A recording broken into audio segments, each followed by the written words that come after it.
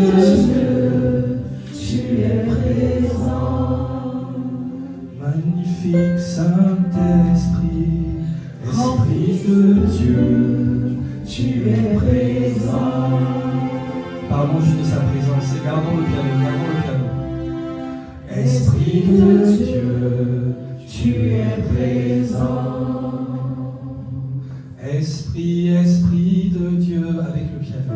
Esprit de Dieu, tu es présent. Magnifique Saint-Esprit, Esprit de Dieu, tu es présent. merveilleux Saint-Esprit, Esprit de Dieu, tu es présent. magnifique Dieu de gloire, Esprit de Dieu, tu es présent. Esprit de consolation, Esprit de Dieu, tu es présent.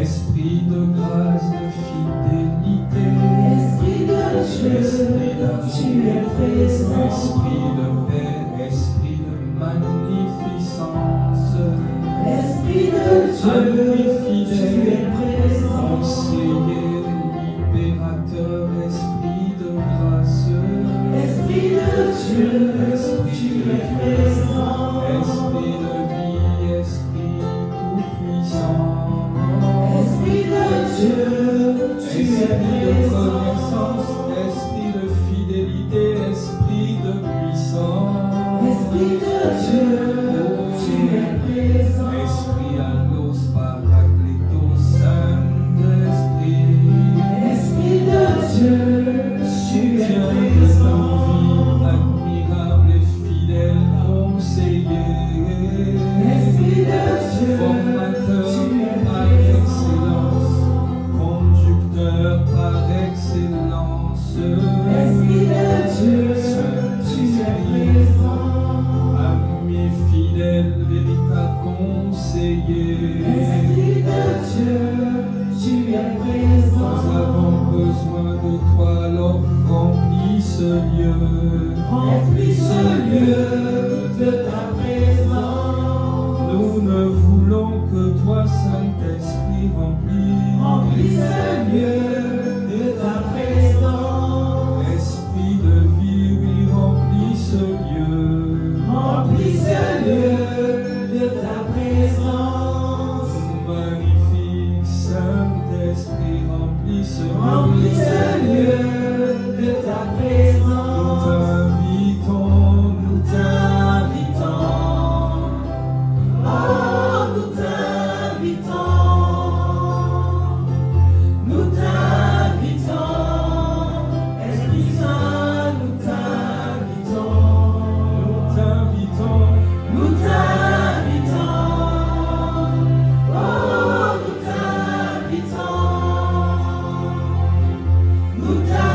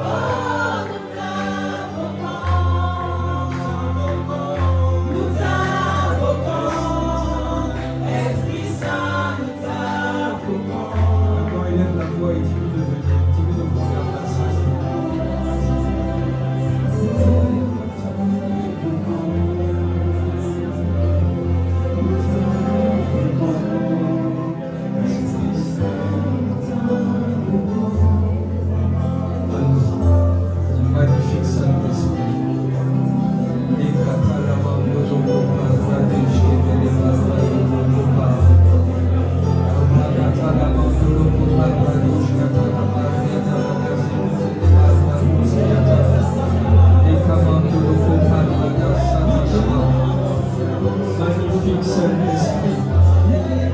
Si tu ne pries pas par l'esprit, appelle-le avec tes mots. Demande-lui sa présence. Il est la raison pour laquelle on est là.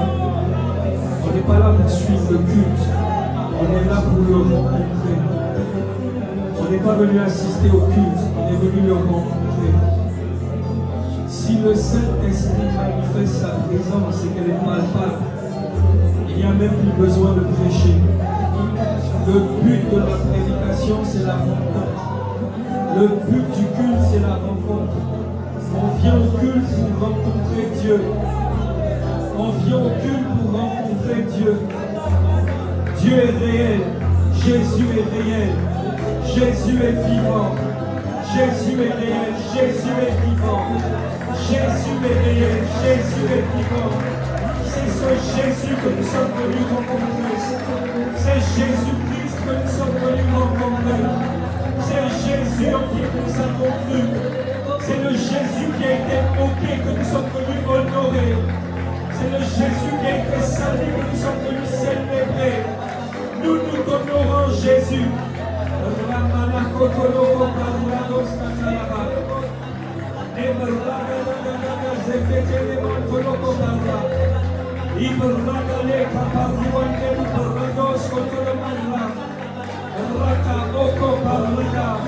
C'est d'abord une question de cœur.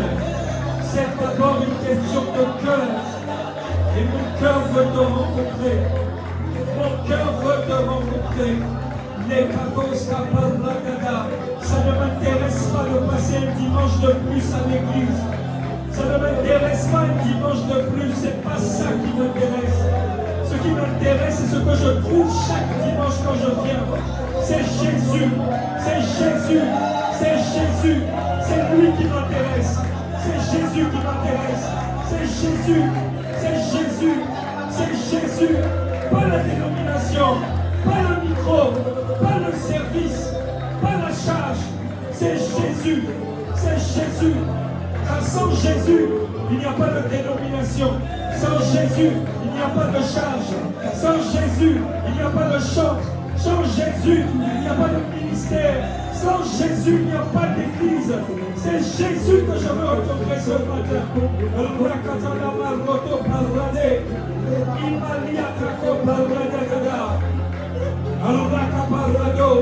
Je veux m'associer à la foi de mes frères et de mes sœurs pour aller à ta rencontre. Car tu as dit que si on est deux ou on est trois assemblés, tu es présent. Alors je sais que tu es présent. Je n'ai pas besoin de sentir ta présence, Jésus. Je sais que tu es présent.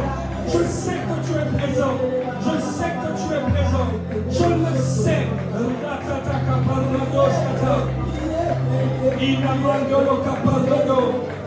Nous sommes rassemblés ici pour toi, pour recevoir de toi des instructions de ta vie, ta transformation.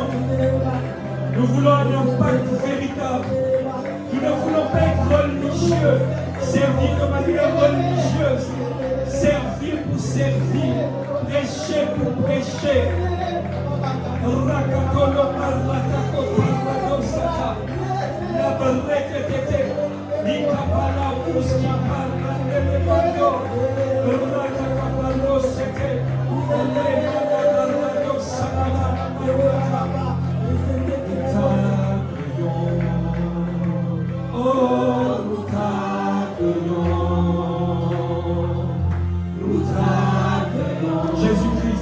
Jésus-Christ, nous t'accueillons. Oui, nous t'accueillons. Nous t'accueillons. Oh, nous t'accueillons. Nous t'accueillons. Jésus-Christ, nous t'accueillons. Oui, nous t'accueillons. Nous t'accueillons.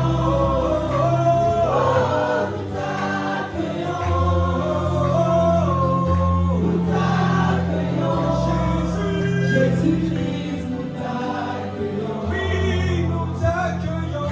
Nous t'accueillons. Nous t'accueillons.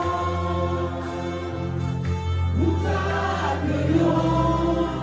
Jésus-Christ, nous t'accueillons.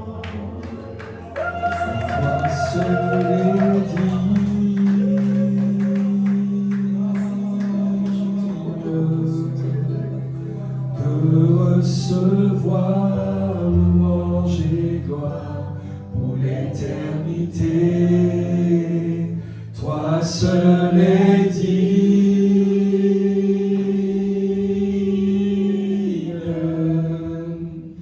de recevoir louange et gloire pour l'éternité. Toi seul est digne.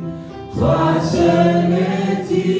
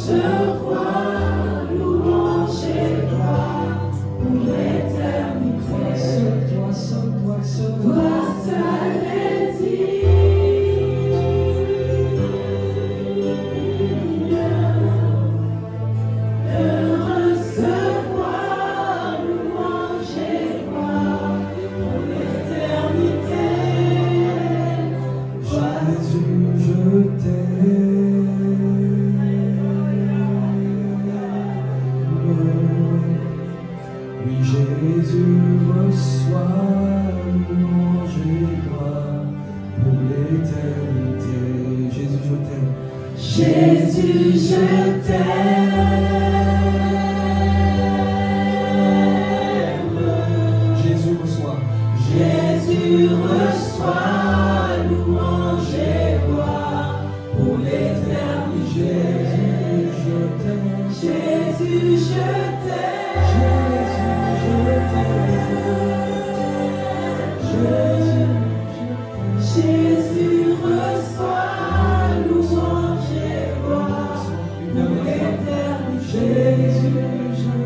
Jésus, je t'aime.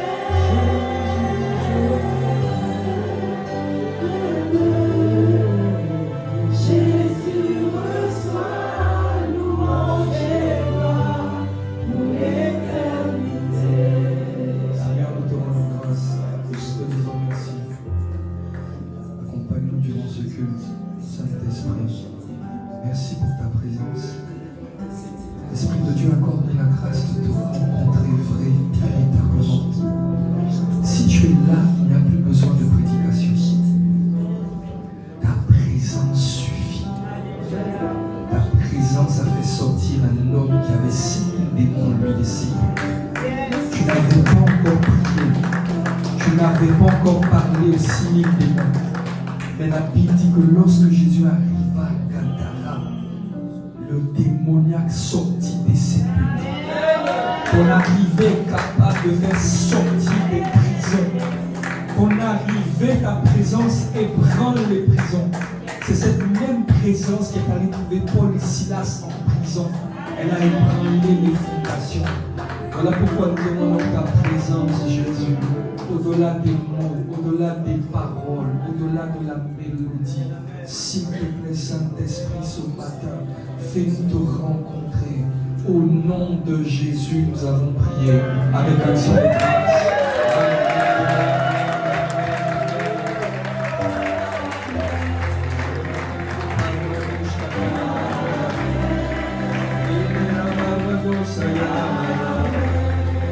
Merci Jésus le Christ. Levons la voix ensemble.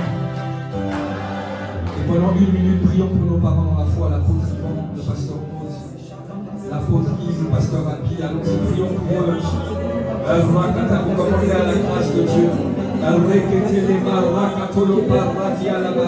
Si tu ne parles pas par l'esprit, dis-le avec tes mots, recommande-le. Et laisse-toi conduire par l'esprit. Prie, recommandez à la grâce de Dieu. Seigneur, soutiens tes serviteurs et tes servantes. Seigneur, fortifie-les, affermis-les. Seigneur, garde-les, qu'ils ne soient sujets d'aucun scandale. Que les flèches de l'ennemi qui sont envoyées pour détourner les pasteurs, pour détourner les pères, Père, ne soit point leur partage, mais aucun effet dans leur vie. Intensifie le niveau de grâce, intensifie le niveau de protection, que les mérites de ton sang parlent en leur faveur, dans le nom de Jésus. Qu'ils soient préservés en tout temps, en tout lieu, que leur intégrité physique soit préservée, leur intégrité morale soit préservée, leur intégrité spirituelle soit préservée. Dans le nom de Jésus, étends ta main sur leurs enfants, garde leurs enfants, protège leurs enfants, dans le nom puissant de Jésus. Accorde-leur la grâce de continuer à courir la course que tu leur as donné de courir. Accorde-leur la grâce d'accomplir la mission pour laquelle tu les as suscités. Père, soutiens-les dans les moments de faiblesse, car ils ne sont pas divinement, totalement 100% divins. Ils sont humains. Il peut avoir des moments de faiblesse, des moments d'écart. Dans ce corps mortel, Père, fortifie-les, soutiens-les, garde-les et accorde-leur la grâce d'aller au bout de la mission que tu leur as confiée. Dans le nom puissant de Jésus, merci parce que tu le fais. Merci parce que tu as commencé avec eux. Et comme tu es alpha et oméga, tu es obligé de terminer. Et tu as dit que la fin d'une chose vaut mieux que son commencement. Voilà pourquoi nous voulons prendre le temps de bénir Dieu pour nos parents dans la foi, l'apôtre Yvon, le pasteur Mose, l'apôtre Yves, le pasteur Abi. Élevons nos offrandes d'acclamation au Seigneur pour leur vie. Père, merci parce que tu étends ta main sur leur vie. Au nom de Jésus le Christ. Amen, amen, amen. Et alors, juste avant de m'asseoir, prenons le temps de bénir Dieu pour mon tonton. Moi, j'ai dit tonton Ray. C'est américain, je comprends un peu ce que je veux dire. Bénissons le Seigneur pour tonton Ray. Bénissons le Seigneur, tonton Ray, son épouse. Amen. Et maintenant, juste avant de s'asseoir, s'il te plaît, prends le temps de bénir Dieu pour les stars qui servent et qui ne sont pas devant ici. Amen. Il y en a beaucoup parmi vous qui payez le prix dans le secret. On ne vous voit pas, on ne sait pas, mais le Seigneur vous voit. Amen. Et il a marqué ça dans le livre de souvenirs. Et quand tu vas arriver au ciel, et que le Seigneur va te montrer tel pays qui te donne, tel état qui te donne, tel trésor qui te donne, telle maison qui te donne, tel château qui te donne, tel truc qui te donne, tu vas dire, mais Seigneur, à quel moment j'ai fait Et le Seigneur te dira, le jour où tu l'as fait, je vais reprendre les paroles de Jésus, à un de ses plus petits, c'est à moi que tu l'as fait. Amen. À un de ses plus petits, ça parle des personnes, mais ça parle aussi des œuvres. Il y a des œuvres qui peuvent sembler petites.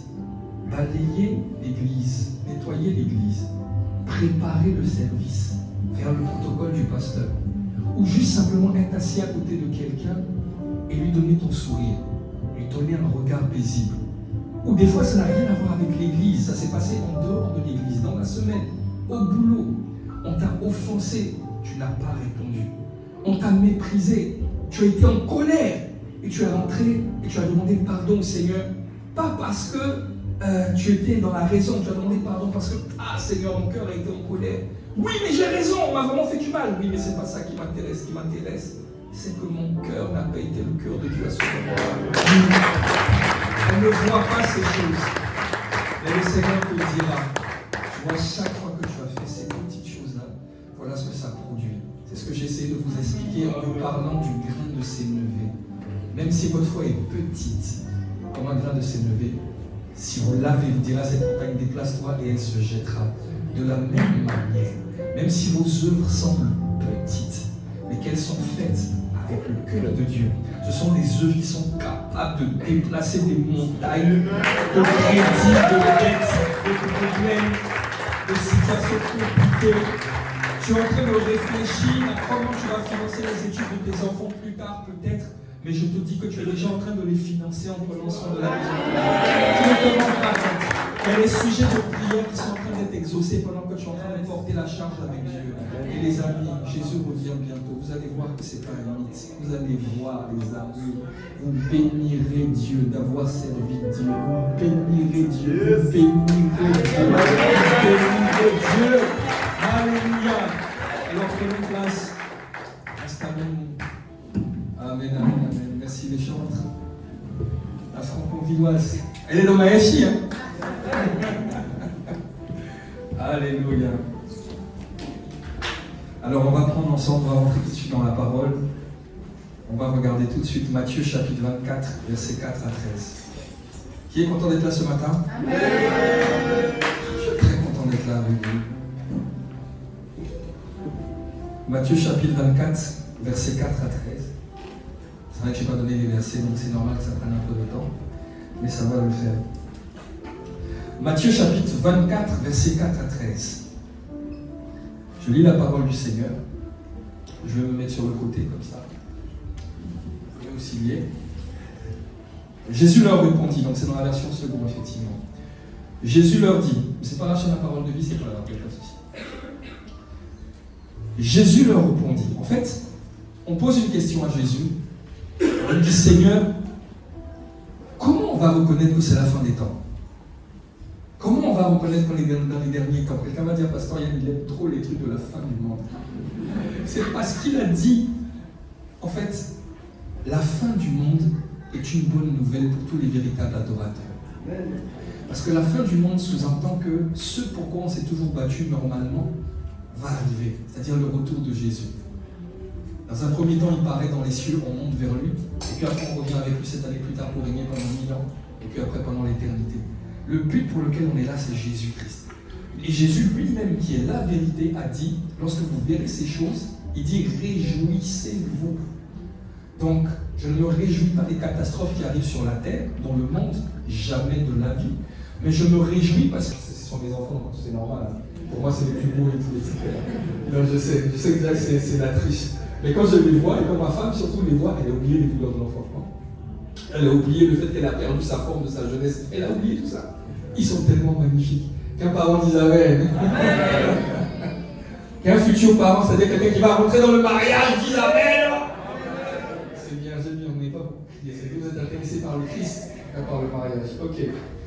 On demande à Jésus comment on connaîtra ces choses. Regardez, Jésus leur dit, prenez garde que personne ne vous séduise, car plusieurs viendront sous mon nom, disant, c'est moi le Christ. J'ai même découvert en Côte d'Ivoire qu'il y avait un Jésus baoulé. Ça, il se prenait vraiment pour Jésus, hein, incroyable. Et ils séduiront beaucoup de gens. Vous entendrez parler de guerre, c'est le cas. Et de bruit de guerre, c'est le cas. Gardez-vous d'être troublés. Autrement dit, peace. Soyez en paix. C'est pas moi qui parle, c'est celui qui est la vérité. C'est pas une vérité, c'est pas un principe, un concept. Il est la vérité totale, la vraie vérité. C'est-à-dire que s'il y a quelqu'un qui est digne d'être écouté, c'est lui. Et lui, il dit, vous entendrez parler de guerre et de bruit de guerre. Et il dit, gardez-vous d'être troublés. Refusez d'être inquiets. Protégez-vous de ça. Ne réagissez pas comme les autres. Ne paniquez pas. N'ayez pas peur. Car il faut que ces choses arrivent. Mais ce ne sera pas encore la fin. Une nation s'élèvera contre une nation. Un royaume contre un royaume. Il est en train de dire que c'est une histoire de ténèbres contre la lumière. Quand des nations s'élèvent les unes contre les autres, en fait, il y a un combat spirituel. Un royaume contre un royaume. Okay. Il y aura en divers lieux des famines, des tremblements de terre. Tout cela ne sera que le commencement. Tu n'as pas envie de rater l'enlèvement, n'est-ce pas? Moi non plus. Hein. Puis j'ai beaucoup prêché, j'ai mis ma photo partout là. Tonton m'a publié sur les réseaux là. Si je reste, ça va être ce pour moi. Tout cela ne sera que le commencement des douleurs. Alors, on vous livrera au tourment et l'on vous fera mourir. N'inquiète pas, c'est pas de toi qui parle. Et vous serez haïs dans toutes les nations à cause de mon nom. Écoutez, alors aussi plusieurs succomberont. Et ils se trahiront, se haïront les uns les autres. Il ne parle pas ici des gens du monde. Il est en train de parler aux chrétiens. Vous me suivez? Il parle aux chrétiens parce qu'il dit « Vous serez haïs à cause de mon nom ». Donc ce sont des chrétiens à qui il parle. Et il dit parmi ces chrétiens-là, ce sera tellement intense que plusieurs vont succomber et vont commencer à se trahir les uns les autres. Entre nous. Ok? Plusieurs faux prophètes s'élèveront. Vous avez vu, ça vient juste après. Dès qu'on commence à se trahir les uns les autres, tout de suite des faux prophètes s'élèvent. Des mercenaires qui sont à l'extérieur, qui veulent ravir les brebis du Seigneur. Et puis un faux prophète, c'est juste quelqu'un qui n'est pas un vrai prophète tout simplement. C'est simplement quelqu'un qui au milieu de l'assemblée va s'élever et faire son propre truc. Et même s'il ne fait pas son propre truc, il va se lever et donner un message différent, indirectement, en disant « Moi je pars d'ici parce que Dieu n'est pas là. Tu viens de relâcher une fausse prophétie. » Donc il y a une moitié qui va rester. Je ne parle pas d'un lieu physique ou de l'ICC Ulysse en particulier. Je parle de ce principe-là, ça marche dans n'importe quelle église. Soit des gens vont rester tenus fermes, mais tu as toujours un reste qui va être un peu éparpillé par rapport à ça. Surtout si la personne qui fait ça est un leader. Quelqu'un me suit? Et il dit, beaucoup seront séduits. Et on dit, plusieurs faux prophètes s'élèveront. On n'a pas dit qu'ils seront élevés par Dieu. J'insiste sur tous ces détails-là. Je sais que je n'aurai pas le temps de donner l'intégralité de mon message. Je crois que je vais rester juste sur le premier point, mais je finirai à l'heure. Plusieurs faux prophètes s'élèveront. Ils séduiront beaucoup de gens parce qu'ils étaient déjà connus par ces gens-là. Et regardez cette phrase qui introduit le titre de mon message. Et parce que l'iniquité se sera accrue, la charité, si tu préfères, l'amour du plus grand nombre se refroidira. Mais celui qui persévérera jusqu'à la fin sera sauvé. La semaine dernière, l'apôtre Ivan et le pasteur l'apôtre Ivan et le pasteur Ivan ont parlé de l'amour et du cœur de berger. Et le pasteur Ivan Carluet a dit que aimer, c'est se supporter. C'est quoi d'autre? Donner, changer,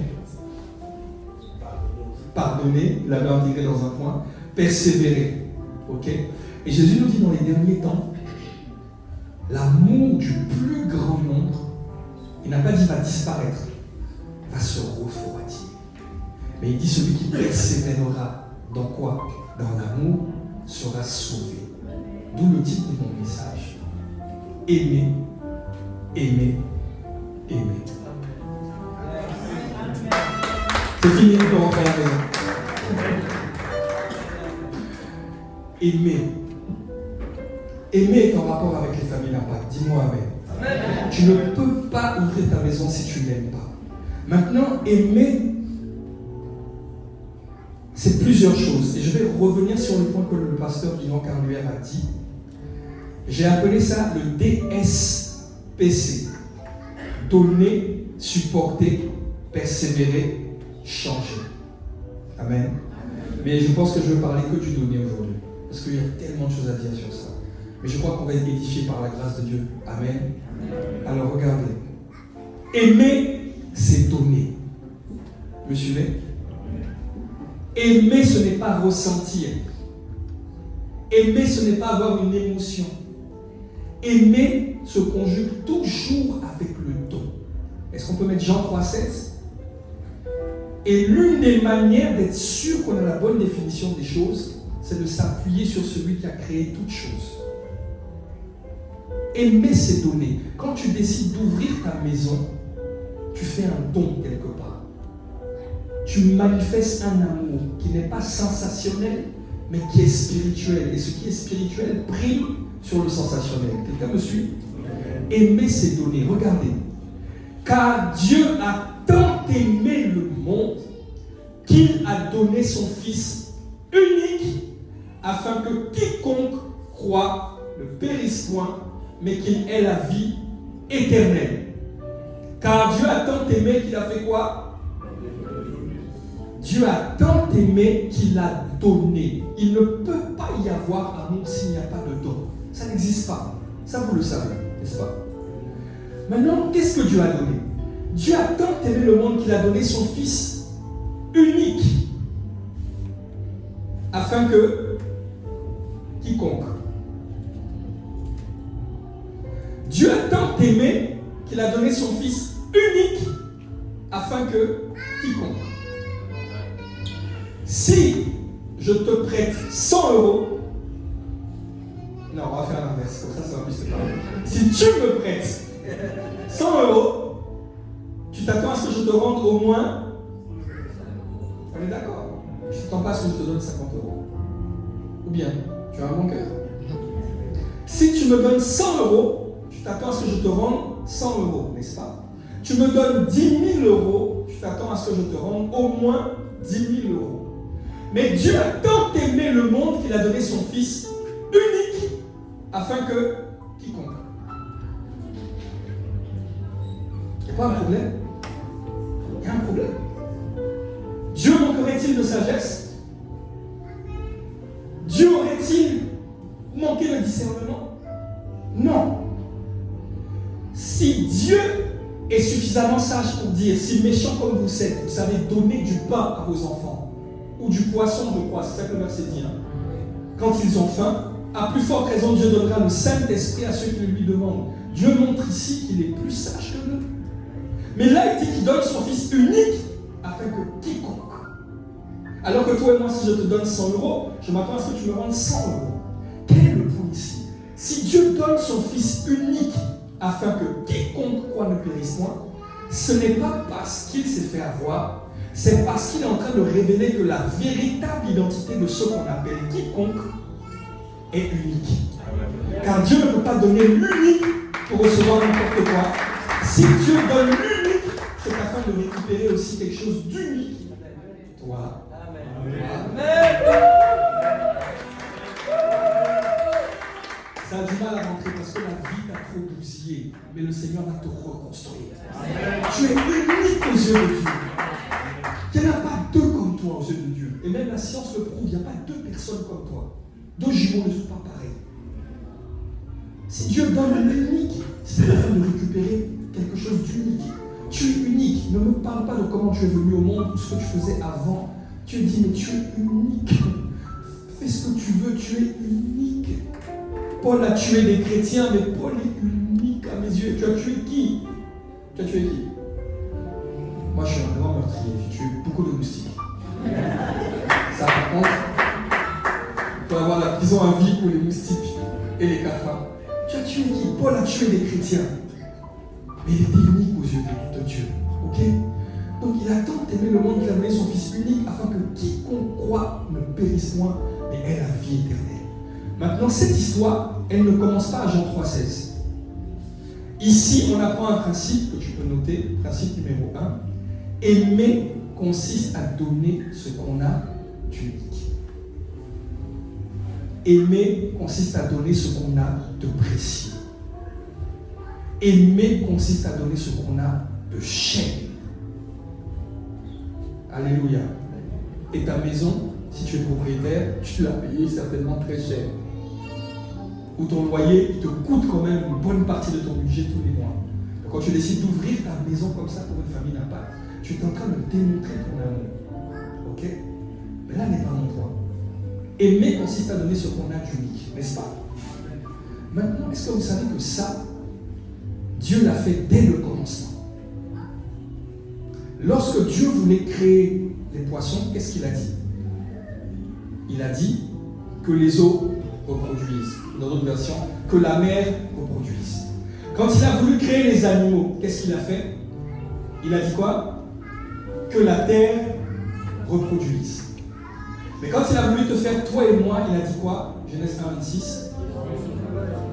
Faisons l'homme à l'image de la terre, à l'image de l'eau, à l'image d'Instagram, Facebook, à l'image de Mbappé. Faisons l'homme à notre image. À l'image de qui? À l'image du Dieu unique. Faisons l'homme à notre image et selon notre ressemblance, manière d'être, manière de faire, afin qu'il domine. Donc, si aimer consiste à donner ce qu'on a d'unique, on peut dès lors comprendre que dès le commencement, Dieu nous a aimés en nous donnant l'image du Dieu unique. Vous me suivez? Amen. Vous êtes avec moi? Amen. Ok. Ça veut dire que dès le commencement de l'humanité, Dieu nous a aimés. Maintenant, je pose la question suivante. Avez-vous remarqué que Dieu a fait ça avant même que l'homme ne mange de l'arbre de la connaissance du bien et du mal? Vous êtes avec moi? Amen. Genèse chapitre 1, verset 26. Dieu crée l'homme à son image et à sa ressemblance. Ce n'est qu'au chapitre 3 que l'homme maintenant va manger de l'arbre de la connaissance du bien et du mal. Donc, autrement dit, Dieu nous a aimés avant même qu'on soit conscient du bien et du mal. Ça veut dire que l'amour de Dieu pour toi n'a jamais dépendu du bien ou du mal que tu fais. Et ça ne date pas de l'histoire de Jésus-Christ, ça date de dès le commencement. Voilà pourquoi il est dit que là où le péché abonde, la grâce surabonde. Pourquoi la grâce surabonde? Parce que la grâce a précédé la chute. Parce que Dieu t'a aimé avant même que tu ne sois conscient de ce qui est bien ou ce qui est mal. Voilà pourquoi Dieu dit et il insiste, il n'y a pas un péché qu'il ne peut pas pardonner. Voilà pourquoi Jésus va dire à ses disciples, pardonne 7 fois, 77 fois. Pourquoi il dit ça? En fait, il est en train de te dire pardonne de manière illimitée. Pourquoi? Parce que la ressource du pardon est illimitée. Elle a précédé votre chute. Ça a précédé votre chute. Quelqu'un me comprend? Voilà pourquoi il dit 7 fois le juste tombe, l'Éternel le relève. Pas 7 fois, c'est faux. Toujours. Le mot c'est toujours. Toujours. Toujours. Pourquoi? Parce que c'est notre souci. Dieu a commencé à nous aimer avant la chute. Ok? Donc, à partir de ce verset de Jean 3,16, il y a plusieurs points qu'il faut qu'on capte sur le donner. Tu vois? Donner, aimer, c'est donner ce qu'on a de précieux, c'est ce qu'on a noté. Mais il dit, car Dieu a tant aimé le monde, on peut mettre Jean 3,16, Car Dieu a tant aimé le monde qu'il a donné son Fils unique. Si on dit son Fils unique, ça veut dire que Dieu ne fait pas quelque chose de standard pour chacun d'entre nous. Il accorde une attention sur mesure à chacun d'entre nous. Il n'accorde pas une attention banale. Il va donner son Fils unique pour toi, pour toi, pour toi. Mais vous trois, vous n'avez pas la même histoire. Mais c'est le même Fils unique que Dieu donne. Souvent à l'église, dans nos services, quand on sert avec les gens ou dans nos familles d'impact, on généralise, on banalise, on donne les choses lambda. On n'accorde pas une attention particulière. On n'accorde pas une attention spécifique. Et il est là le problème. Voilà pourquoi quand les gens viennent à l'église, ou quand les gens viennent dans nos familles d'impact, ou quand les gens viennent dans nos réunions, ils ne se retrouvent pas. Parce qu'ils sont dans la foule. Ils sont un membre de plus.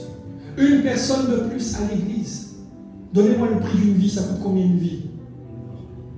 Donnez-moi le prix. C'est quoi le prix d'une vie? Le problème, c'est que quand on sert et qu'on travaille à l'église, on ne considère pas ces vérités que Dieu considère énormément. Une vie aux yeux de Dieu, ça coûte cher. Si Abraham avait continué d'intercéder, ne serait-ce que pour un juste, là où il y avait Lot, la ville aurait été sauvée, Sodome et Gomorrhe aurait été sauvée. Une vie aux yeux de Dieu, elle est précieuse. Le plus grand combat, ce n'est pas la délivrance que toi et moi on va opérer ou on opère quand on prie pour les gens qui sont libérés. C'est pas ça. Le plus grand combat à remporter, ce n'est pas quand toi et moi on prie pour quelqu'un et la personne est guérie. C'est pas ça. Le plus grand combat à remporter, c'est celui que toi et moi on ne pouvait pas mener. Tu sais, c'est lequel? C'est le fait de passer du royaume des ténèbres à celui de son admirable lumière. Ça, aucun homme ne peut le faire. C'est Jésus seul qui le fait. Et donc, mon point est de dire quoi? Quand quelqu'un vient à l'église ou revient à l'église, ça n'a rien à voir avec nos flyers ou notre évangélisation.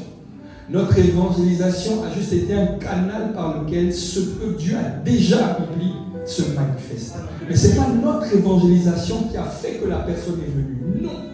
En réalité, dans le calendrier de Dieu, qui est le maître des temps et des circonstances, c'était prévu qu'aujourd'hui cette personne vienne. Et en fait, toi et moi, on n'a pas été l'origine, on a eu la grâce d'être l'instrument que Dieu a utilisé pour faire ce qu'il avait prévu. C'est tout. Donc, voilà pourquoi Jésus dit, si vous faites les choses, je vais paraphraser, si vous faites ce que vous avez à faire, dites, je suis un serviteur inutile. J'ai juste fait ce que j'avais à faire. Vous connaissez cette parole, non, que Jésus a dit. C'est pour ça qu'il dit ça. Le couteau ne peut pas dire, ah, la fourchette, quand je coupe le poulet, là. Il ne peut pas dire, ah, tu vois, moi je suis the fourchette, Non, c'est juste une fourchette entre mes mains, j'ai besoin de toi pour manger mon poulet que j'avais prévu de manger à midi. Donc j'avais tout organisé, toi tu n'as rien fait, je t'ai juste utilisé pour manger mon poulet. Serviteur inutile, ça crée en toi l'humilité. Si un homme de Dieu prêche, si là je prêche par exemple, et que parmi vous il y en a qui sont très touchés, ça n'a rien à voir avec ma prédication. Je suis la fourchette entre les mains de Dieu. C'est le fait que je n'ai aucune gloire à tirer de ça. Au contraire, j'ai le privilège d'être le couteau entre les mains de Dieu qui est en train de tailler les yeux des ténèbres. C'est un privilège. Mais je suis là. Et donc, dès lors que tu comprends ça, tu réalises que quand quelqu'un arrive dans l'église ou est attiré dans l'église, il est en train de vivre lui aussi un privilège. Donc tu n'es pas mieux que lui. Ça veut dire que dès lors qu'une âme arrive à l'église ou dans ta maison, dans ta famille, n'importe, peu importe, ton regard n'est plus le même. Il est le même que celui de Dieu. Dieu regarde à la fenêtre et il est en train de chercher à quel moment le fils prodigue va rentrer. L'erreur du grand frère du fils prodigue, pour ceux qui connaissent cette histoire, c'est que le grand frère était focalisé sur les tâches pour lesquelles le père n'avait pas de focus. Le père avait les regards dehors, le grand frère avait les regards dedans. Il est là le problème. Le père a les regards dehors sur les âmes à sauver, nous on a le regard sur notre ministère, notre église, notre truc, machin, nanana. Non. Le père a le regard sur les âmes, nous on a le regard sur les armes. Ça fait des rimes. Parce que ta maison c'est une arme entre les mains de Dieu pour sauver. Ton ministère c'est une arme entre les mains de Dieu pour sauver. Tu es une arme entre les mains de Dieu pour sauver. Mais Dieu ne regarde pas aux armes qu'il nous a données, il regarde aux âmes. Et nous, des fois, on a le mauvais regard. Et il est là le problème. Dieu a donné son Fils unique afin que quiconque croit ne périsse pas. Un troisième point qu'on peut sortir de là, il donne son Fils unique afin que quiconque, dis à ton voisin quiconque, s'il dort, réveille le dis-lui, on t'a vu. Le pasteur t'a crié, tu dors, t'as vu, quiconque, n'importe qui, n'importe où, n'importe quand. Des fois, nous allons condamner les gens et mettre un verrou et ne plus jamais ouvrir la porte alors que Dieu les a sauvés. Des fois, une personne est venue à l'église, elle a servi, elle est tombée dans le péché, elle est repartie dans le monde. Le jour où elle revient, tu as le regard de l'accusateur qui dit elle est revenue. Et tu n'as pas le regard du Seigneur qui est en train de dire sortez le bœuf, sortez le meilleur vêtement, sortez la meilleure bague, car mon fils qui était perdu est revenu. Le problème, il est là. Le problème est là. Il y a beaucoup de gens dehors, et regardez, qui veulent revenir, mais ils ont honte, parce que le Saint-Esprit convainc de péché, de justice et de jugement. Des fois, le Saint-Esprit, il est le premier responsable. Il va convaincre la personne de péché. Elle sait qu'elle a mal fait, mais le diable la tient avec l'orgueil et la honte. Il n'y a rien de plus puissant que l'amour pour briser l'orgueil. Le problème, c'est que quand elle veut revenir à l'église, elle se souvient de ta tête et ma tête. Le regard là. Bonjour ma soeur. Tu vois, dans le regard qui juge là, elle dit, je sens que. Mais c'est. Alors que si elle revenait et qu'elle trouvait la joie qu'il y a dans la maison du Père quand un pécheur revient. Et c'est ça qu'on va trouver ici. Que ce soit des chrétiens nés de nouveau qui ont chuté et qui reviennent, ou des personnes qui sont dans le monde qui viennent à Dieu, qui doivent trouver la même joie, la même considération. Quand la personne même arrive et puis elle commence à vouloir se justifier, tu dis laisse ça là, je suis trop content de te revoir. C'est ça qu'on doit trouver.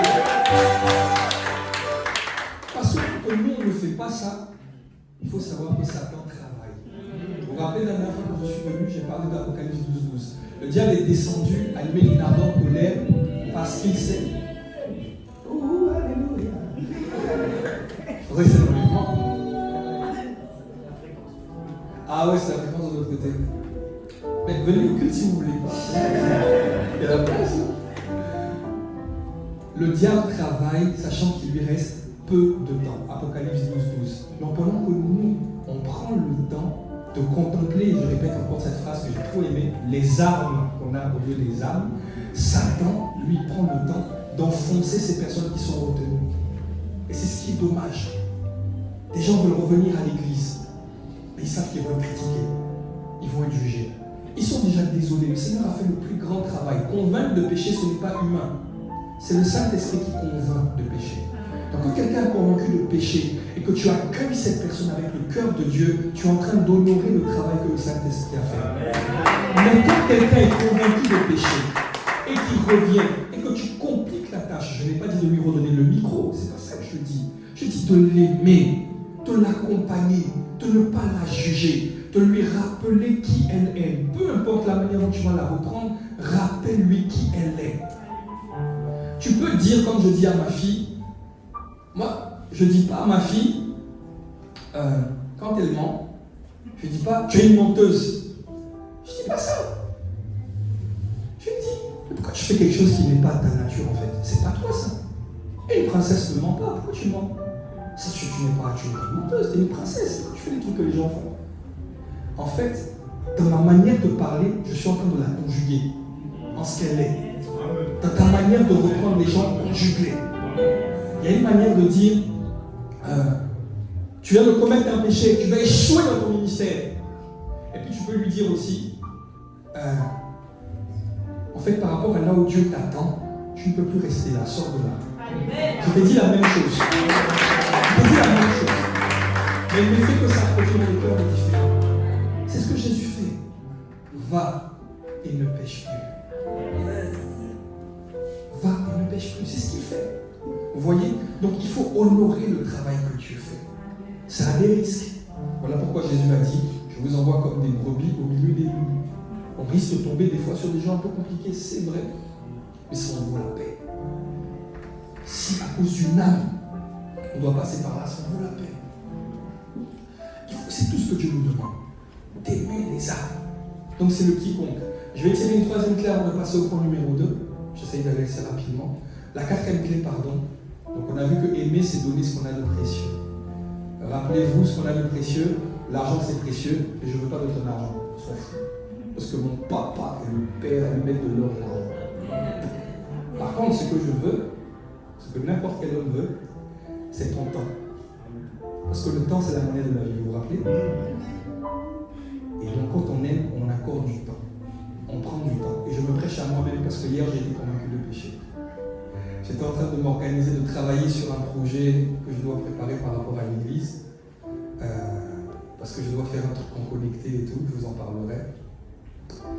Et j'étais tellement à fond dessus. Et puis à un moment donné, j'ai pris un petit temps de pause et puis je suis allé sur YouTube. Et je suis tombé sur on appelle ça un short de mon petit frère Jonathan Gambela, vous connaissez? Il prêchait. Et puis quand je suis tombé sur son short, ce qu'il disait c'était des fois, alors je ne vais pas le faire comme lui il fait. Il a dit, mais des fois, la mission que Dieu t'a confiée peut prendre la place de Dieu. Et moi, c'est exactement ça. J'ai passé toute ma journée à travailler sur les vidéos et tout. Parce que c'est un truc en ligne et tout que je vais faire, mais je vous expliquerai après. Et toute ma journée, j'ai passé à faire ça. Et j'ai même pas pris le temps, rien. Et je me suis dit, oh, ça m'a culpabilisé. Donc je dis, je n'ai pas pris le temps de faire ce que j'aurais dû faire.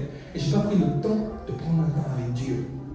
Le temps permet de donner de l'amour, de manifester de l'amour. Je reviens sur mon point. Aimer, c'est donner ce qu'on a de précieux. Aimer, c'est donner quelque chose de sur mesure aux gens, de prendre les gens comme étant des gens sur mesure. Tu es un couturier sur mesure. Tu dois habiller chaque personne qui vient te voir en fonction de qui elle est, de comment elle est. Tu ne dois pas généraliser. Le vécu de l'un n'est pas le vécu de l'autre. Il y en a un qui peut vouloir se suicider parce qu'il a perdu femme, enfant et maison dans un incendie.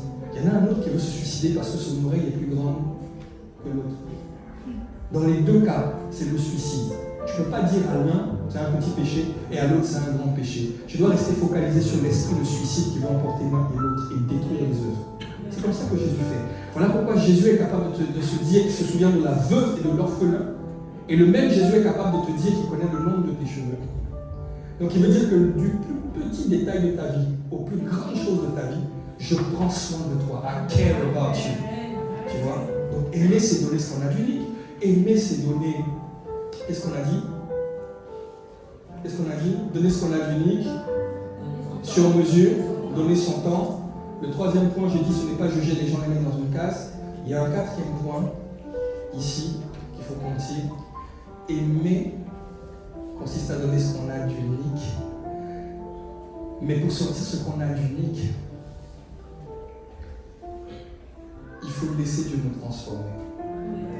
Parce qu'en vérité, il y a quelque chose d'unique en toi. Plusieurs choses. Il y en a beaucoup ici. Beaucoup là. Énorme. Il y en a plein. Beaucoup. Mais on ne peut pas donner ce qu'on a d'unique si on n'aime pas avec intensité. Tu peux me donner, mais ce qui est en toi qui est unique ne sortira que quand tu vas aimer avec intensité. Car Dieu a tant aimé qu'il l'a donné. Si tu aimes juste un peu, tu ne sortiras pas ce qui est unique. Tu vas sortir quelque chose de banal. Si tu aimes de manière lointaine, tu ne donneras pas ce qui est unique. Autrement dit, ce que Dieu a mis en toi qui est unique ne sortira pas. Mais quand tu aimes avec intensité, rappelle-toi quand tu étais dans le péché ou quand tu étais dans la justice de Dieu, mais que tu commençais à lever avec ton chéri et ta chérie. Rappelle-toi. Rappelle-toi quand tu passais 4 heures au téléphone avec elle. Moi, j'ai connu l'époque où il y avait un forfait Millennium, les premiers forfaits illimités. Un Millennium. Je dors avec moi. Il fallait accrocher tous les 3 heures parce qu'après ça comptait. Je dors avec ma copine au téléphone. On parle plus. Le lendemain, je vais au travail, je ne suis pas fatigué. Rappelle-toi comment l'amour t'a fait. En fait, quand je faisais ça, je pouvais passer toute la nuit, puis le lendemain, j'allais au travail et ça allait, j'étais bien. Parce que l'amour me donnait de la force. Autrement dit, je découvrais une capacité surnaturelle à ne pas dormir. Parce que j'aimais.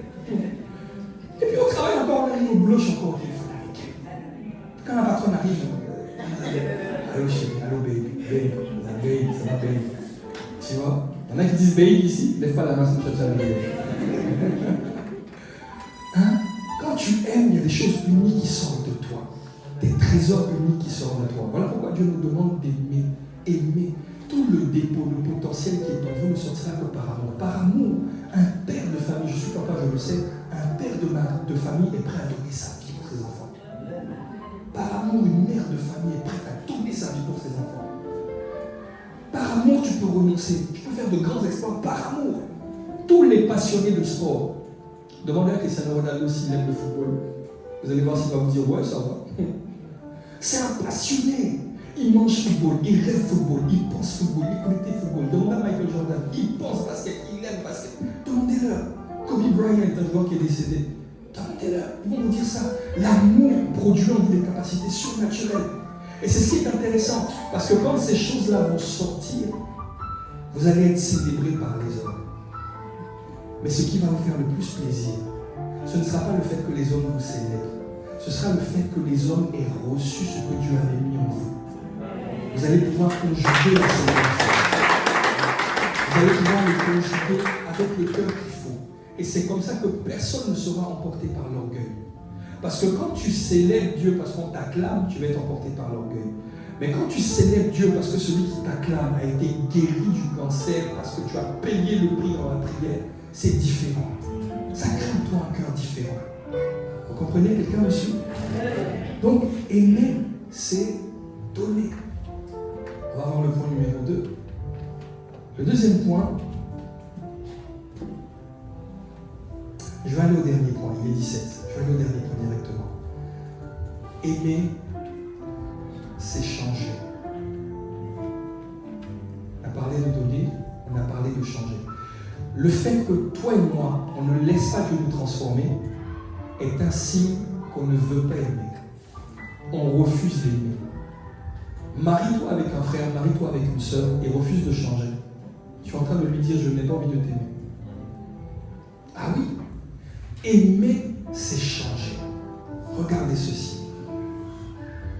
Au commencement était la parole. La parole était avec Dieu. La parole était Dieu. Toutes choses ont été créées par elle. Et rien de ce qui a été fait n'a été fait sans elle. La parole était la lumière des hommes. On parle de qui là? De Jésus. Ok? Jésus est la parole de Dieu. Il est Dieu tout puissant, tout suffisant. Le Jésus qui était dans le ciel, ce n'est pas le même Jésus qu'on va revoir au ciel. Par amour pour nous, il a changé. Jésus était connu comme la parole. Je ne sais pas quel aspect il avait dans le ciel, mais ça devait être glorieux. Mais comme on était en train de mourir et de périr, comme il avait le regard sur les âmes, Dieu a tant aimé le monde qu'il a donné son Fils unique. La parole est venue comme un homme. Elle a habité au milieu de nous comme un homme. Jésus est allé aux toilettes comme nous. Il a eu faim comme nous. Il a eu soif comme nous. Et ce même Jésus-là, au moment de mourir pour nous, qui était Dieu tout-puissant, il va arriver prendre nos angoisses à Gethsémane. Sa sueur va devenir des grumeaux de sang. Ce même Jésus-là, qui est le Dieu tout-puissant, on va tirer sa barbe, commencer à arracher sa barbe, cracher sur lui. C'est Dieu tout-puissant qui est là. Ce même Jésus, on va lui mettre une couronne d'épines sur la tête. J'avais déjà fait l'exemple avec vous de toucher votre tête. Ok, touche ta tête comme ça. Vas-y. Tu sens la distance qu'il y a entre ton crâne et ta peau? Tu sens, c'est infime. Hein? La Bible nous dit que ce sont des soldats romains qui ont posé la couronne d'épines sur la tête de Jésus. Et ils ont pris des tiges pour enfoncer. Donc maintenant que tu as touché, imagine, ce n'était pas les hôtesses de l'air qui ont fait, c'était des soldats romains, réputés pour leur brutalité. Je ne sais pas si tu as déjà eu mal à la tête, mais imagine. À qui on fait ça?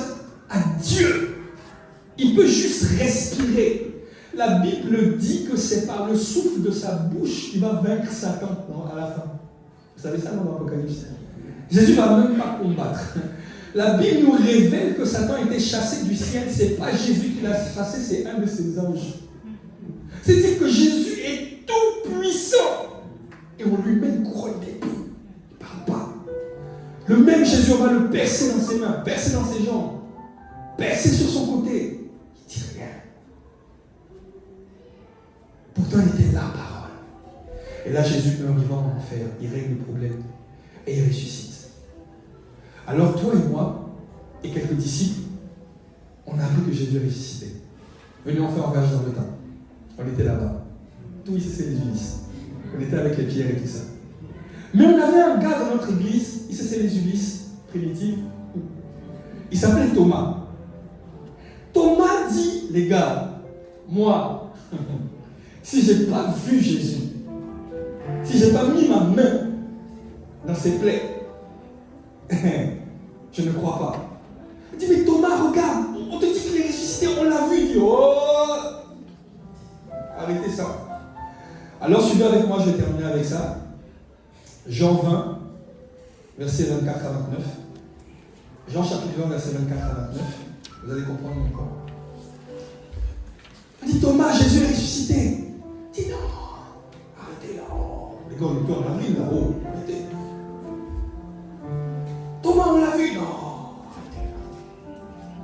Moi, je veux croire, je veux voir ta croix. Y a-t-il des Thomas parmi nous? Ça, c'est des pièges pour voir ceux qui ne suivent pas. Oui, moi. Alors, regardez. Thomas, appelé Didyme, l'un des 12, il n'était pas que 12. Hein. Il y avait les 70, il y avait les 120. Donc, on te dit que c'est l'un des gens les plus rapprochés de Jésus. L'un des 12 n'était pas avec eux lorsque Jésus vint. Continue. Les autres disciples lui dirent, on était là. Nous avons vu le Seigneur.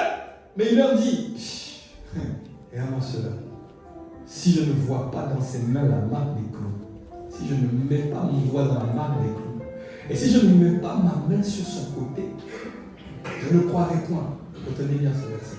On y va. 8 jours après, les disciples de Jésus étaient de nouveau dans la maison. Ah, ici, c'est les Ulysses. Et Thomas se trouvait avec eux. Donc, il venait quand même à l'église. Il était là. Et Jésus vint, les portes étant fermées, se présenta au milieu d'eux et dit, la paix soit avec vous. Puis, il dit à Thomas, avance ici Thomas, et regarde mes mains. Avance aussi ta main, et mets-la dans mon côté. Ne sois pas incrédule, mais crois. Je fais bien Jésus. Thomas lui répondit, regardez Thomas, mon Seigneur et mon Dieu. Et Jésus lui dit, parce que tu m'as vu, tu as cru. Heureux ceux qui n'ont pas vu et qui ont cru. Autrement dit, nous on n'a pas vu, mais on a cru. Alors cette histoire est belle, mais elle révèle un point important. Pour détendre l'atmosphère, le premier point, c'est que Jésus vint la porte étant fermée. Jésus est venu dans un corps glorifié, dans le corps qu'on va avoir à l'enlèvement. Vous me suivez? C'est un corps qui est capable de traverser les murs, qui se déplace à la vitesse de la pensée. Je peux être ici, et puis s'il y a le PSG qui joue et j'ai envie d'aller regarder, je peux me retrouver assis à la droite de Nasser El Khelaifi sans aucun problème. C'est un corps qui n'a plus besoin de visa pour voyager. C'est un corps qu'on ne peut pas mettre en prison, puisqu'il traverse les murs. Et maintenant, dans une autre version de la Bible, je vais aller rapidement, dans une autre version, il dit à Thomas, donne-moi du pain. Vous la connaissez, cette version? Donne-moi du pain, donne-moi du poisson. Et Jésus m'a dit, ça aurait été bien si je l'avais mis, je ne suis pas passé. Jésus m'a dit, un esprit n'a pas de corps. Non, il faut qu'on le mette sinon quelqu'un ne va pas me croire. Il faut qu'on le mette, c'est important. Je sens dans mon esprit qu'il faut qu'on le mette. Quelqu'un peut trouver ça, je n'ai pas la référence. Vous cherchez la partie où Jésus dit, donne-moi du pain. Un esprit n'a pas de corps. C'est à la fin. Ça va me permettre de démontrer mon point et on va atterrir. Si quelqu'un a trouvé, il fait signe. Tu me fais signe si tu as trouvé. C'est bon, tu l'as, c'est quoi? Luc 24, 39. On va prendre Luc 24, 38. On va commencer à 38. Luc 24, 38. C'est la même histoire, mais cette fois-ci, c'est quelqu'un de très fiable qui la raconte, c'est le docteur Luc. Luc était docteur, hein. Vous savez ça? Luc était médecin. Luc, il n'était pas dans les trucs d'à peu près. Hein. Luc, c'est Luc qui a écrit ça, c'est que moi. Ok? Et Jésus leur dit, mais pourquoi êtes-vous troublés? Et pourquoi pareille pensée s'élève dans vos cœurs? Regardez, on y va. Verset 39. Voyez mes mains, c'est bien moi. Touchez-moi et voyez. Regardez cette phrase. Un esprit n'a ni chair ni os, comme vous voyez que j'ai. Ici, c'est le Jésus ressuscité qui parle.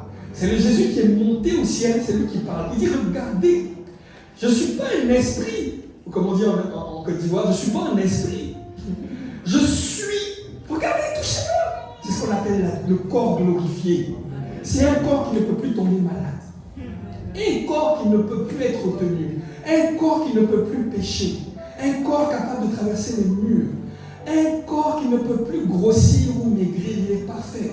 Ça veut dire que si comme moi tu aimais le loco et le poulet et qu'on avait dit que ce n'était pas bon pour la santé, dans ce corps, oh là,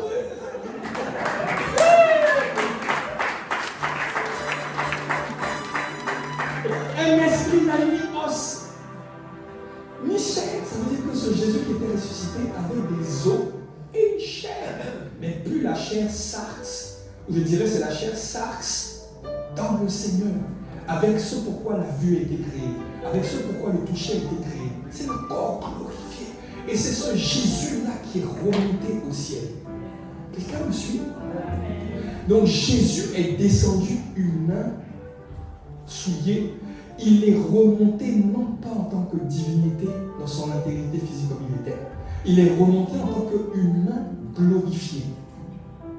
Et vous avez vu les versets précédents, il a dit à ses disciples, touchez-moi, regardez mes mains, regardez mon côté. N'est-ce pas? Maintenant, si demain je fais un accident qui ne m'arrivera pas, et que je perds une de mes jambes, et que l'enlèvement arrive, ma jambe va pousser. Amen. Et je serai enlevé dans un corps glorifié. Amen. Je ne vais pas monter au ciel handicapé parce qu'il n'y a pas d'handicap au ciel. Amen. Si tu avais une main coupée, ta main va repousser et elle sera parfaite. Moi, je sais que je fais 1m98. Je sais dans mon esprit. Quand je viens de basketteur professionnel, je me dis ce sera la moindre des choses pour Dieu. Si tu avais un handicap physique, un enlèvement, ou le jour où on va partir, tout va redevenir intègre. Mais quand tu verras Jésus, lui, il aura gardé les marques. Il aura gardé les trous. Alors que toi, tu seras parfaite. Mais quand il viendra te faire un câlin, te serrer dans les bras, tu vas le reconnaître à cause de l'intensité de sa présence, de l'amour qui va t'environner, mais aussi parce que tu vas voir les cicatrices. Alors je dis, waouh, tu as changé à ce point-là? Y a-t-il un verset qui me prouve? Oui. Dans l'Apocalypse. Chapitre 5, versets 1 à 9. Et on va terminer sur ça, j'ai terminé. Apocalypse chapitre 5, verset 1 à 9. Je ne sais pas si tu te rends compte. Des fois, on est pasteur. On nous demande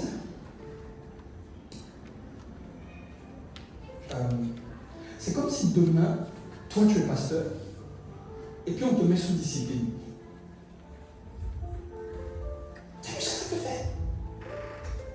Ou demain, tu es dans ton entreprise, et puis on te fait rétrograder. Tu as vu ce que ça te fait? Des fois, on va même au-delà de ça. Des fois, il y a quelqu'un qui te manque juste de respect. Ta réponse, c'est quoi? Tu sais qui je suis, moi. Hein? Tu sais qui je suis, moi.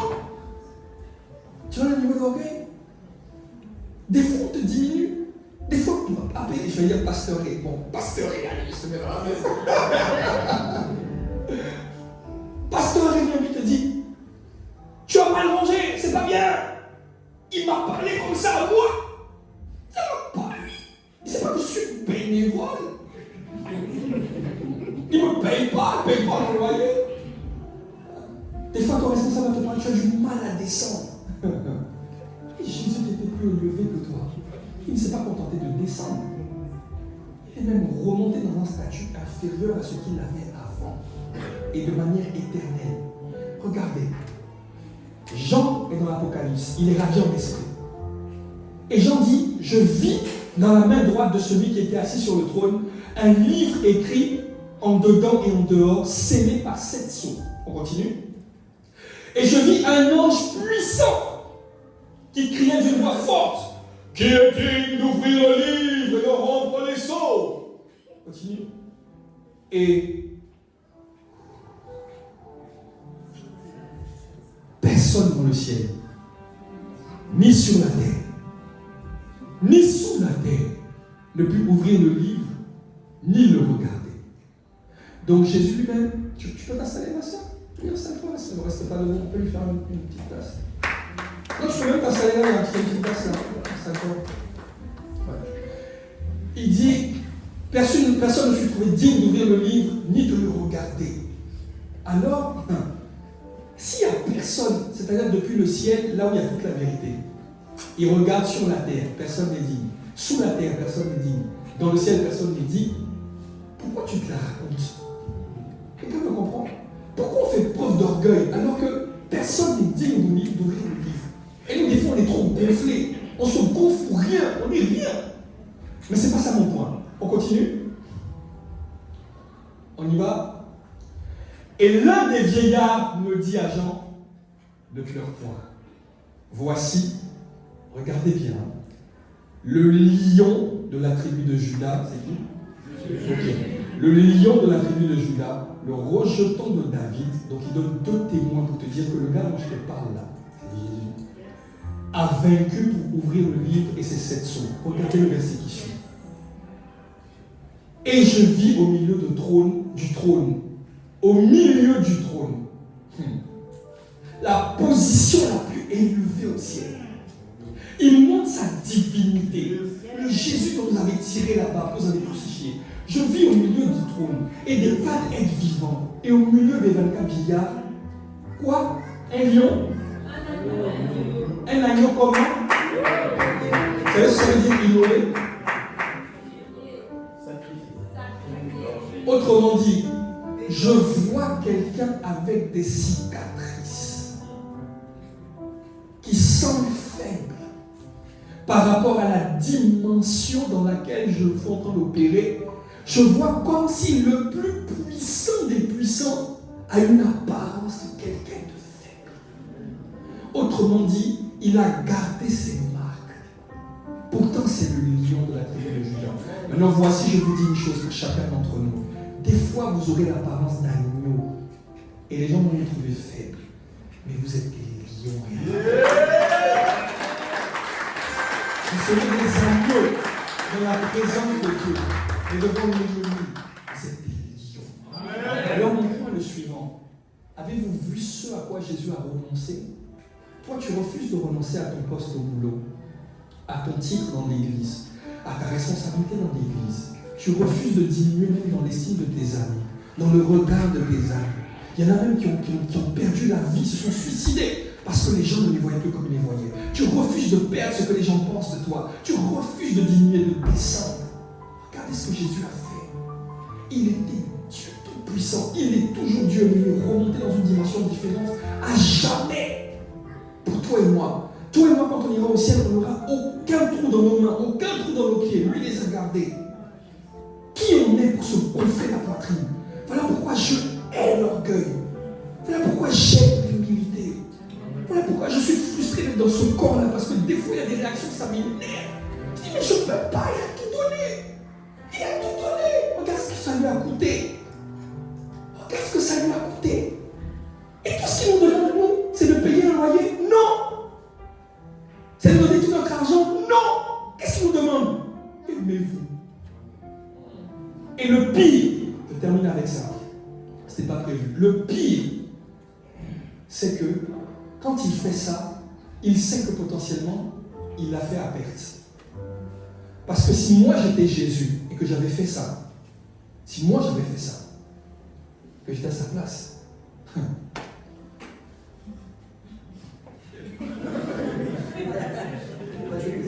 un jour je jouais avec mon fils. Vous voyez quand le petit il a 2 ans là, il a encore les cheveux curly baby hair, c'est pas quoi? Baby hair. Yeah. Il est mignon, tu vois, il est mouah, tu vois. Tu le prends, tu fais des câlins, après il fait des trucs. Un jour, j'étais en train de jouer comme ça avec lui et puis je le contemplais. Et j'ai eu un rêve. Et je le trouvais tellement beau. Et je crois que c'était le Seigneur. Je suis convaincu parce que c'est appuyé sur les écrits. Une pensée monte en moi et me dit, Yann, ton fils c'est Jésus. Toi tu es Dieu le Père. Maintenant je vais le mettre dans le contexte. Donc mettez-vous à ma place pour vous qui avez des enfants. Ou si vous avez un petit frère ou une petite soeur ou quelqu'un que vous connaissez qui est super mignon, que vous avez vraiment aimé, mettez-vous dans le contexte pour voir. Donc je mets le truc dans notre contexte. Yann, tu es Dieu le Père. Ton enfant là, c'est Jésus. Maintenant, prends tous les gens de ICC, les Julis, quand ils étaient dans le monde, chacun son péché. Chacun connaît ce qu'il faisait. Chacun sait comment il était dans le péché. Hein? On se sait, non? Prends même toi-même Yann, tu couchais avec les prostituées, tu étais dans la masturbation, dans la publicité, dans tout ça. Et maintenant tu vois ton fils là, Eden, tu dois le prendre et le mettre au milieu de tous ces pécheurs-là. Ils ne sont pas nés de nouveau, hein. Ils sont encore dans le péché. C'est-à-dire qu'ils ne vont pas se dire ah, le cœur de Dieu, ils n'ont rien à faire du cœur de Dieu, ils sont dans le péché. Parmi eux, il y a des pédophiles. Parmi eux, il y a des débauchés. Mets ton enfant au milieu. Et puis, ton enfant là qui n'a rien fait doit mourir pour chacun d'entre eux. Deuxième condition. Pendant qu'il va être en train de souffrir de la mort, il ne va pas se faire un coup sec, étape par étape. Ton enfant magnifique que tu vois là, imaginez le bébé de 2 ans, il doit devenir tellement inquiet que sa sueur va devenir du sang. Je me rappelle ce jour où mon fils, je suis rentré à la maison, mon fils avait fait de grosses bêtises, il était en panique.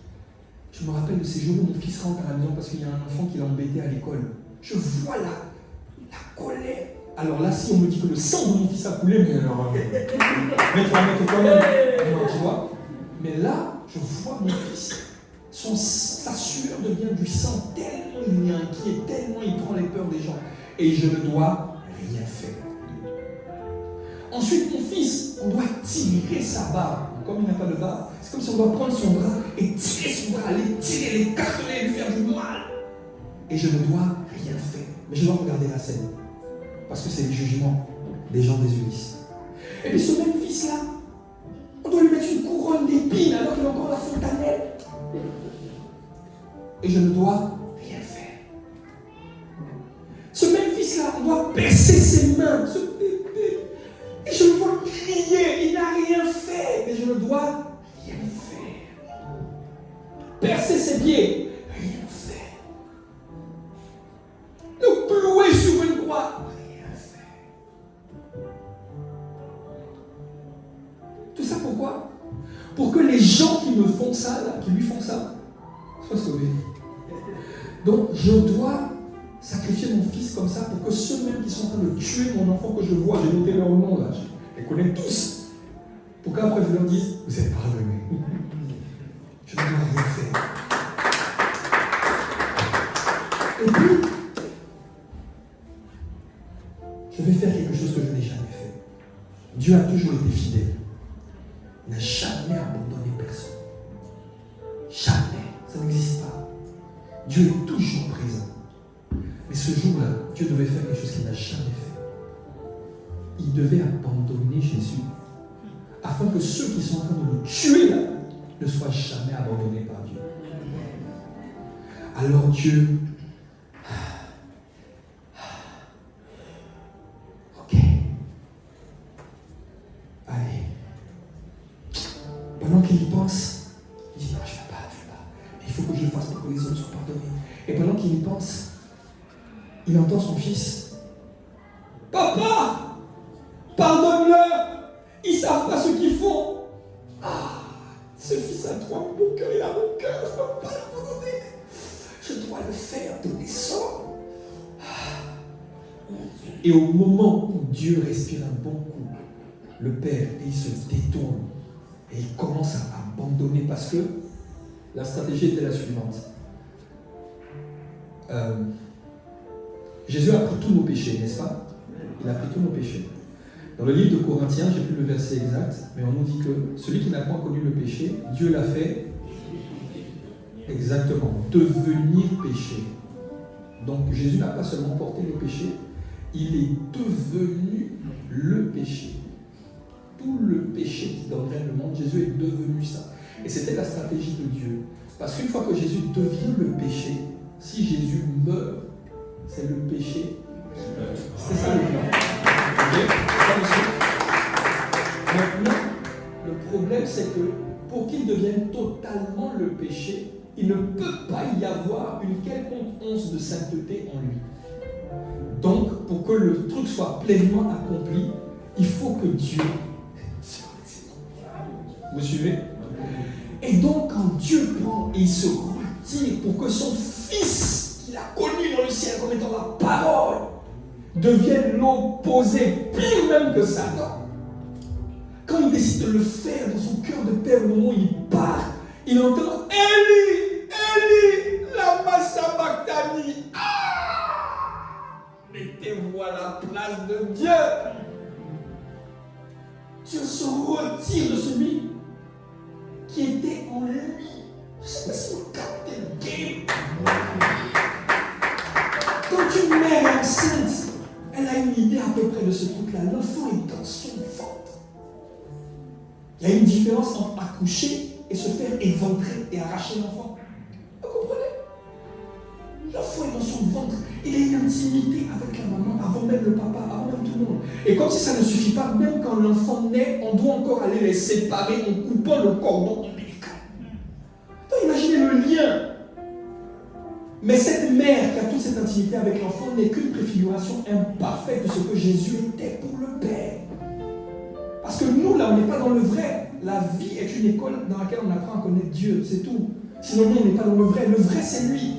Si aujourd'hui je suis papa, c'est afin de comprendre ce que Dieu, le Père, ressent vis-à-vis de nous. Mais ce n'est pas moi le vrai papa. Pourquoi vous croyez que, pourquoi Dieu a dit, même si une mère abandonne son enfant, moi je ne le laisserai pas. Pourquoi il se compare à une mère? Il est en train de dire, mais vos histoires de maman attachée là, c'est bien, mais c'est pas ça la vraie. En fait, là, vous êtes en train de pratiquer ce que je suis en vrai, mais de manière imparfaite. Vous comprenez? Donc, quand ils sont Jésus, et il a sabbat, mais c'était terrible. Voilà pourquoi c'était tellement terrible. Le ciel est devenu noir. Et Dieu, je ne crois pas qu'il ait pleuré, mais si je devais imaginer ça comme un enfant, comme un humainement parlant, si je devais parler selon la chair, je dirais que le Père est en train de pleurer. Mais Dieu ne pleure pas. Et Jésus meurt. Et comme si ça ne suffit pas, je reprends mon point maintenant. Quand il ressuscite, je ne retrouve pas mon fils comme je l'ai laissé partir. Mon fils était beau, parfait. Mon fils remonte, il est toujours beau, il a des cicatrices. Et il n'est plus dans la dimension dans laquelle il était avant. Il est dans un corps humain, glorifié. Alors qu'avant, il était plus grand qu'un corps humain glorifié. Voilà comment je récupère mon fils. Et comme si ça ne suffit pas, c'est éternel. C'est éternel. C'est pas pendant une saison, c'est tout le temps. Pourquoi? Afin que toi et moi, on soit pardonnés et qu'on aille au ciel, qu'on soit sauvés. Est-ce que Dieu était obligé de faire ça? Bien sûr que non. Vous pensez que si Dieu ne nous sauve pas, il n'est plus Dieu? Est-ce que Dieu a vraiment besoin de nous? Mais pourquoi si grand sacrifice? On le comprendra quand on le verra tel qu'il est, parce qu'on connaît en partie. Mais quand je considère ça, et que Dieu me demande d'ouvrir ma maison pour une famille d'impact, il me demandait quoi? Si même Dieu me demandait de lui donner ma vie, qu'est-ce qu'il m'a demandé? Voilà pourquoi Paul a dit, offrez vos vies comme un sacrifice vivant. Et puis il dit quoi? Ce qui serait pour vous quelque chose de, je paraphrase, de raisonnable. Autrement dit, c'est la moindre des choses. Qu'est-ce qu'il a fait pour nous trop grand? Alors je termine. Si j'étais Dieu, le Père, une fois que Jésus est remonté, Quand il remonte là, et je le vois, j'allais venir, j'allais vous attraper vous tous. Donne ta vie, sinon je te tue. Toi, donne. Quiconque dit je ne veux pas Jésus, je l'emmène en enfer direct. Je le forge. J'aurais dit à tous les organismes terroristes, allez-y. Mais Dieu ne fait pas ça. Malgré ça, qu'est-ce qu'il fait? Il frappe à la porte. Et puis il dit, c'est celui qui m'ouvre. Autrement dit, il y en a pour qui Jésus a fait tout ça pour rien, parce qu'il y en a qui n'ont pas accepté. Waouh, mais Seigneur, un si grand sacrifice, ça te s'en valait la peine. Il l'a quand même fait. Voilà pourquoi le problème de Dieu, ce n'est pas le péché. Parce que là où le péché abonde, la grâce surabonde. Et voilà pourquoi le jugement de Dieu s'appelle la colère de Dieu. Dieu n'est pas en colère à cause du péché. Il est en colère à cause du mépris, du sacrifice de Jésus.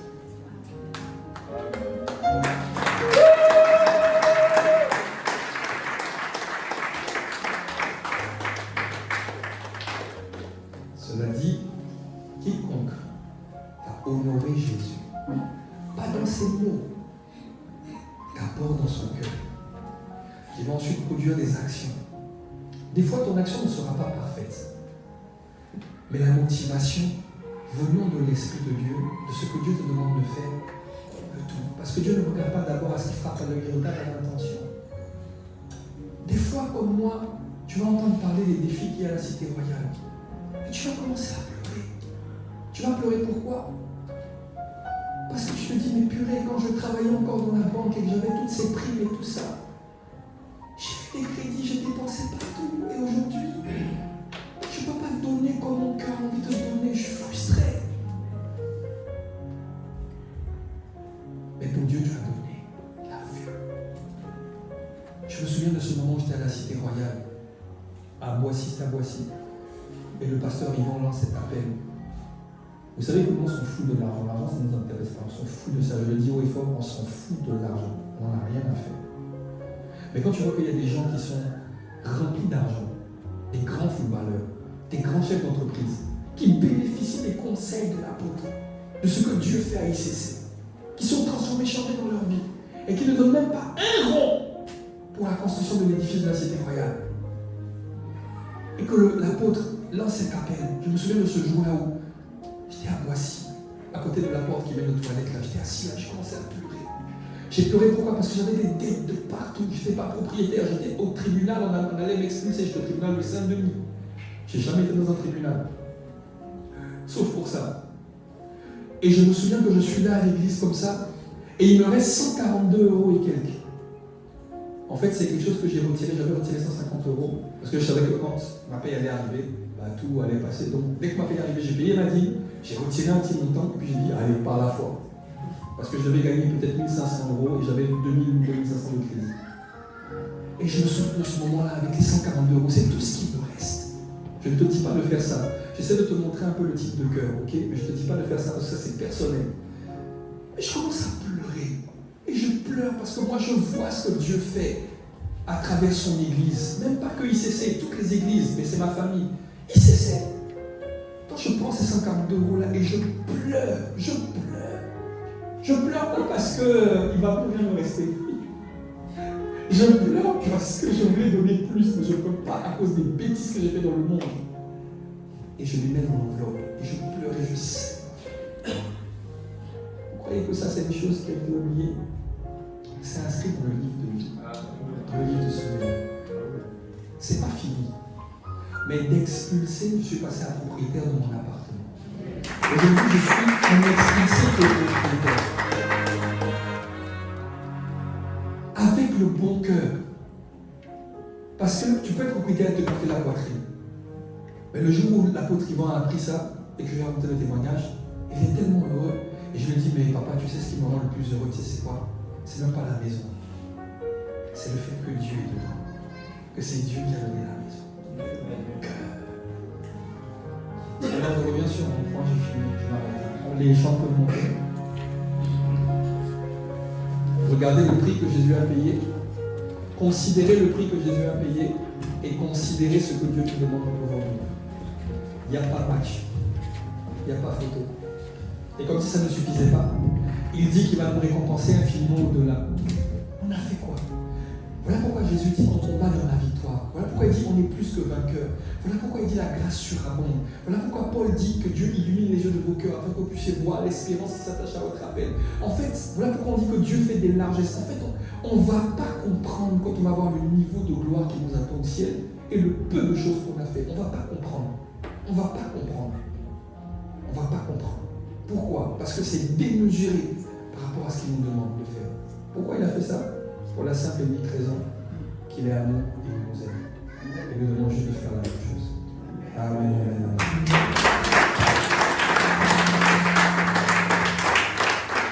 Alors restons assis, regardez rapidement. Restons assis, inclinons la tête. Et alors que j'ai dit ces choses, ces paroles, tu sens aujourd'hui que tu dois revenir à Jésus, tu veux donner ta vie à Dieu. Ou revenir à lui, ou repartir à zéro. Si c'est ton cas, lève juste la main très rapidement, en prier avec toi. Tu veux venir à Jésus aujourd'hui, tu veux donner ta vie à Jésus. Ou tu veux revenir à Jésus, parce que tu le connaissais. Lève juste la main. Il faut juste que j'arrive à bien te distinguer si tu lèves la main. Pendant qu'on a la tête inclinée. Ok, je vois une main levée. Je vois deux mains levées. On peut acclamer le Seigneur pour les encourager. Regarde la tête baissée. Gardez les mains levées, que je puisse vous identifier. Est-ce qu'il y a une troisième personne qui veut accepter le Seigneur aujourd'hui? Qui veut revenir à Dieu? Ok, c'est simple comme une prière, on va vous aider à le faire. Il faut juste prier et demander à Jésus de revenir dans vos vies. On va le faire ensemble.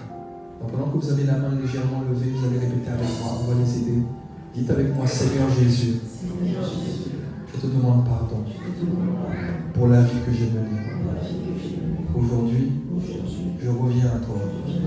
Je t'accepte comme le Seigneur de ma vie et comme le Sauveur de ma vie.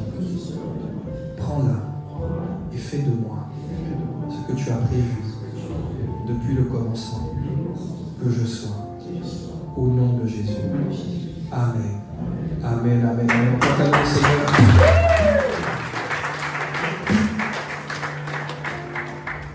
Amen. Alors vous qui avez fait cette prière, à partir d'aujourd'hui, tout repart à zéro.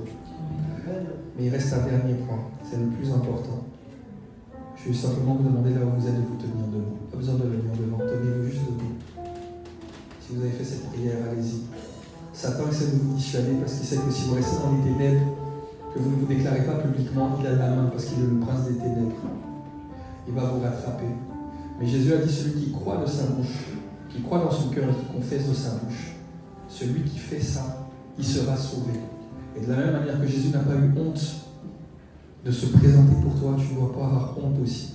Alors simplement pour sceller ce que tu viens de faire, tiens-toi juste debout. Et je voudrais juste prier pour vous. Et ensuite on va terminer le culte. Allez-y, tenez-vous debout mes amis. Les personnes qui ont accepté le Seigneur, allez-y, tenez-vous debout. Amen, amen. On peut acclamer le Seigneur pour les encourager. C'est pas simple. On peut acclamer le Seigneur. Tu as fait aussi la prière? Tu as fait aussi la prière? Non? Ok, c'est que les personnes qui ont fait la prière. Ok.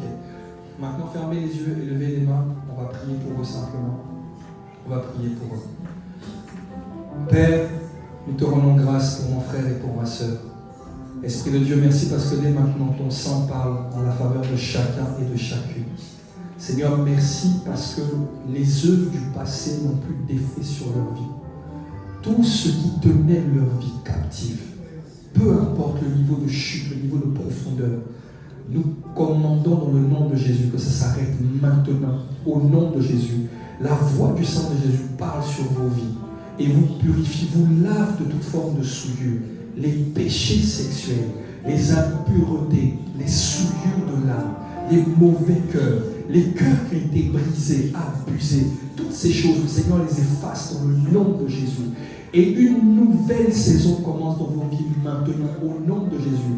Le Jésus qui m'a sauvé alors que je couchais avec les prostituées. Ce Jésus qui revient, ce Dieu qui est réel. Ce Dieu-là change vos vies maintenant dans le nom puissant de Jésus. Vous serez dorénavant un témoignage pour les personnes qui vous ont connus. Ils vont mépriser les débuts, tenter de vous décourager, mais ils béniront Dieu à la fin quand ils vont voir ce qui va sortir de vos vies. Seigneur, merci parce que tous les jugements qui ont été prononcés sur leur vie sont annulés. Les agendas de mort, de chute, d'échecs scolaires, échecs dans le travail, les agendas de chômage, de pauvreté, toutes ces choses s'arrêtent maintenant dans le nom puissant de Jésus le Christ. Et nous déclarons que toute chose maintenant est passée. Les choses anciennes sont passées et toutes choses deviennent nouvelles maintenant dans la vie de mon frère et de ma sœur dans le nom de Jésus. Père, merci pour le cœur nouveau que tu leur donnes. Je demande que tu leur accordes la grâce de pardonner parce que beaucoup ont été méprisés, laissés diminuer à cause de leur situation. Ils ont été méprisés à cause de leur origine, méprisés à cause de leur parcours. Père, je demande que tu leur accordes la grâce de pardonner et que leur cœur ne soit pas la poubelle de Satan avec la rancune et l'amertume, mais que tu puisses leur donner le cœur de Dieu, un cœur attaché à toi, et que tu nous accordes la grâce tous ensemble de continuer à marcher et à nous préparer en tout équilibre dans ce monde et à attendre ton retour comme de sages ouvriers. Merci Père, au nom de Jésus. Amen. Amen. La personne de l'intégration est où? C'est vous? Ok, très bien. Donc à la fin du service, on a terminé. Il y a notre sœur qui va vous recevoir pour échanger avec vous. Ok, simplement. Laissez-nous juste vous aider. On ne connaît pas tout, on n'est pas parfait, je vous le garantis. Mais au moins, on a le cœur pour Dieu. Amen. Que Dieu vous bénisse. On est ensemble, on est une famille. Je vous aime, Christ vous aime plus que moi. Alléluia.